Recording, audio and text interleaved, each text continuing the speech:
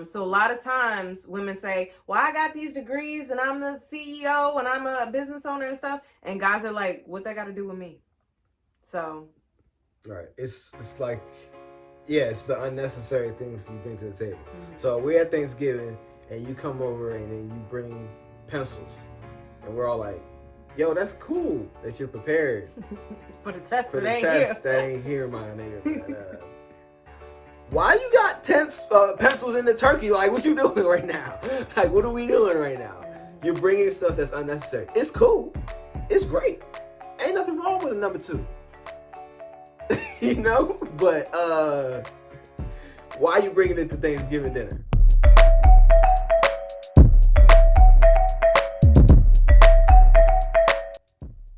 Heads, it's on me this time. Okay, hey. 1-1. Oh, this is a good question, huh? Did I come up with this? You did. I gotta look at the camera. All right. What food did you bring to the table that ain't nobody asked for?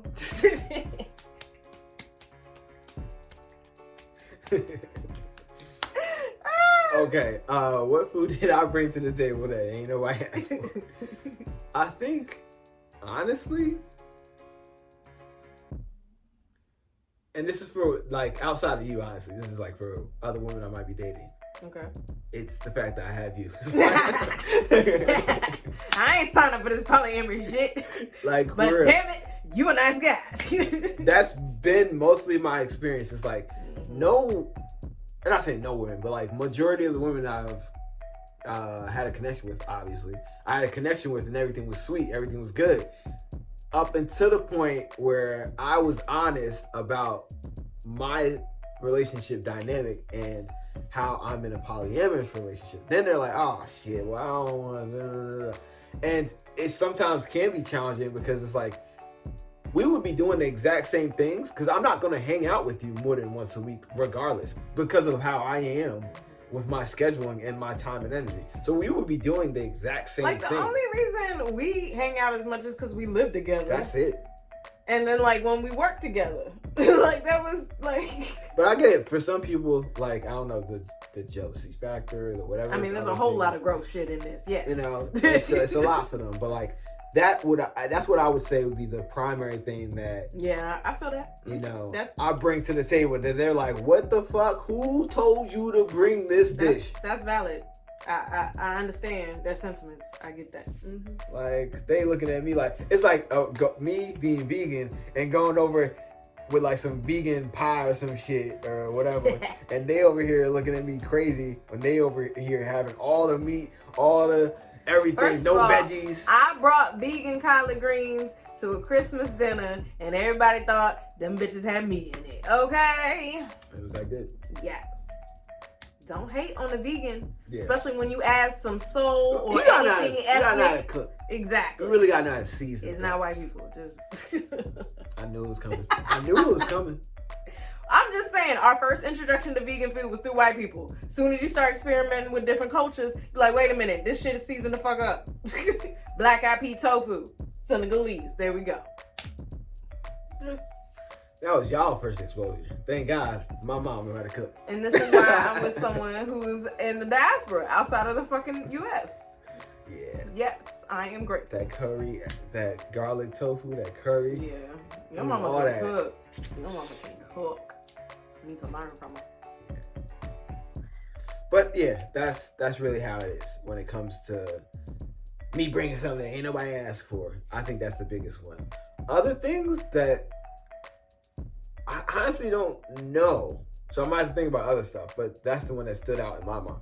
Yeah, that's a valid one. I could see why some people is like, what the fuck this doing here? I get that. Mm-hmm. So what food did I bring to the table that ain't nobody asked for? Yeah, let's hear this one. So in general,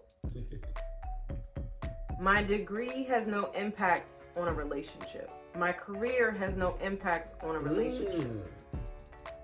For me, I would invest my money, my income into my family and into my relationship. So mine would impact and benefit, but a lot of women, it's his money is our money and my money is my money. And I don't subscribe to that. So a lot of times women say, well, I got these degrees and I'm the CEO and I'm a business owner and stuff. And guys are like, what that got to do with me? So. Right. It's like, yeah, it's the unnecessary things you bring to the table. So we're at Thanksgiving and you come over and then you bring pencils. And we're all like, yo, that's cool that you're prepared. For the test For that the ain't test here. that ain't here, my nigga. Why you got pencils in the turkey? Like, what you doing right now? Like, what are we doing right now? You're bringing stuff that's unnecessary. It's cool. It's great. Ain't nothing wrong with a number 2. You know? But why are you bringing it to Thanksgiving dinner? That's really the equivalent of it. Yeah. Now, I'm curious to hear your thoughts. Okay. Because I'm specifically specializing in marital and family therapy, and we plan to build that way. We have the podcast together. I have my degree in broadcast journalism. Like, was that something you didn't ask for? Is that something that you enjoy, that benefits our relationship? What are your thoughts around that? So that's something I couldn't have asked for. I wouldn't have known to ask for. You know what I mean? That's why I'm saying, like, we're aligned in a lot of ways. That's just like, and this is a very unique situation in a relationship. For sure. That, you know, not everybody can really relate to. So that's why a lot of people have a problem relating to it, which is why we try to put it out there. But yeah, because those things all align with what we're on the path towards doing anyway, they're very much valuable skills and assets. And then I would say for most people I can't say for most. I would say in instances of your journey in marriage and family therapy and being like a licensed marriage and family therapist, watch out for the next couple of videos. We'll have announcements to make on that. Don't worry. But yeah, when it comes to that, it seems as though like you're able to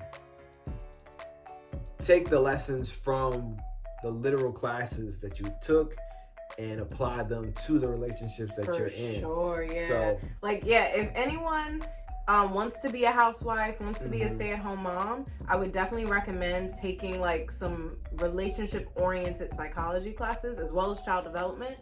Like that would actually prepare you for those roles. Yeah, it would honestly open your eyes to a lot of the things that people ignore, like even cycles of and patterns of behavior. Like you were speaking about when it comes to childhood development, that's huge.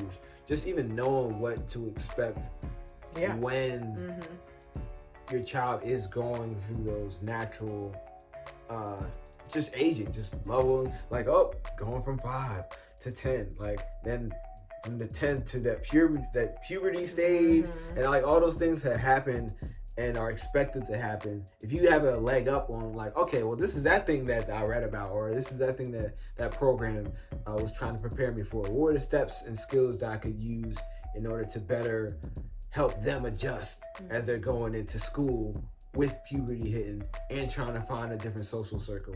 Or how can I make sure that my husband and I are still connected when we do have children? And like, just all those things are things that you would be prepared for, at least better prepared for, rather than just smacking you in the face and you being like, trial and error process.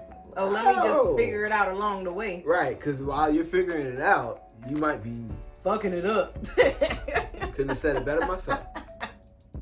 Boom. I mean, but as far as the food that I brought to the table that ain't nobody asked for, I would say with me dating women, having a man. Yeah, I would say that they too. They gonna be like, oh, damn. Yeah. And even though like it's not like we date separately, but it's like I think me and my first woman, well, nah, because I stopped that. But yeah, never mind. But she realized within our connection that she was like, nah, I am monogamous and I can't do this. So yeah, I'm gonna face some heat too. Not as much as you. Yeah, no, it's But, not as much. But yeah. And the craziest thing, Mike Tyson in the building. Craziest thing is that there are a lot of women who, if I were to sneak around and do things without saying stuff, would be fine with it. So but as soon as I'm open and honest about it, it's like, oh no, I'm not signing up for that. I think it's because I can steal him away. He will leave her for me and all that stuff. Yeah. But okay, so I am curious. What do you think? Is there any food that I brought to the table that you didn't ask for? My history of unhealthy relationship models. I was just about to say that. As well as my anxiety and the way that it was not managed, as well as my anger. Keep going. That was not regulated. Yeah, those things that I grew in. You didn't ask for all of that. Why do you think I wasn't coming over to dinner? Yeah. You got all types of other shit. I had to grow. You did not ask for it. I ain't come over to dinner tree. I was like, oh, okay, she know how to cook now. She bringing over the right stuff. Okay, all right. Thank you for your patience. Okay. Is there any food that you brought to the table that I didn't ask for? Yeah, what about for me? I don't know. Like outside of other women, but for us in our relationship, what did I bring that you were like, I ain't asked for that? Honestly. Okay, honestly. Your very, very, very high sex drive. Oh, wow. Like, when we have sex, it's amazing, but you just need it all the... Like, your preferred is 3 to 4 times a day, whereas mine is 3 to 4 times a week. So it's like... And I feel bad, because it's like... It's gone down now. It's like 2 to 3 times a day. I would love that. Because 2 times isn't that bad to me. It's like, all right, you know, in the morning sex, and then like afternoon. Or like, boom. Stuff. Meanwhile, there are days that I don't have any desire, so... Yeah.